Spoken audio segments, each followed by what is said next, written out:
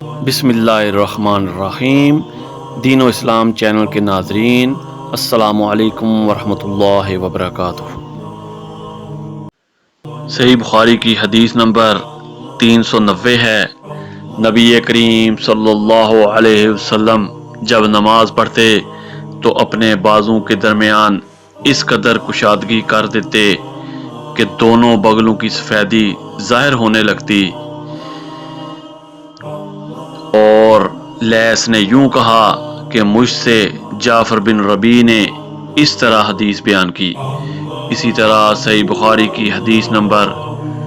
391 ہے، رسول اللہ صلی اللہ علیہ وسلم نے فرمایا، جس نے ہماری طرح نماز پڑھی اور ہماری طرح قبلے کی طرف منہ کیا اور ہمارے ذبیحہ کو کھایا تو وہ مسلمان ہے جس کے لیے اللہ اور اس کے رسول کی پناہ ہے، پس تم اللہ کے ساتھ اس کی دی ہوئی پناہ میں خیانت نہ کرو۔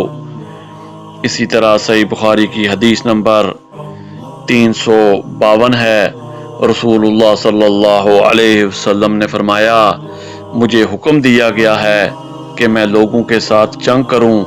یہاں تک کہ وہ لا الہ الا اللہ کہیں، پس جب وہ اس کا اقرار کر لیں اور ہماری طرح نماز پڑھنے لگیں اور ہمارے قبلے کی طرف نماز میں منہ کریں اور ہمارے ذبیحہ کو کھانے لگیں تو ان کا خون اور ان کے اموال ہم پر حرام ہو گئے، مگر کسی حق کے بدلے اور باطن میں ان کا حساب اللہ پر رہے گا۔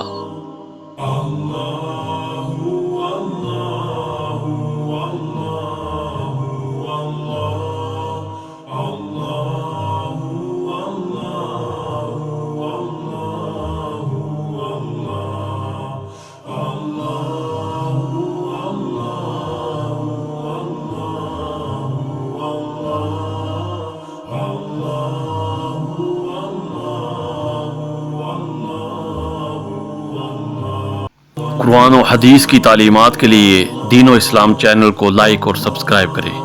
جزاک اللہ خیر۔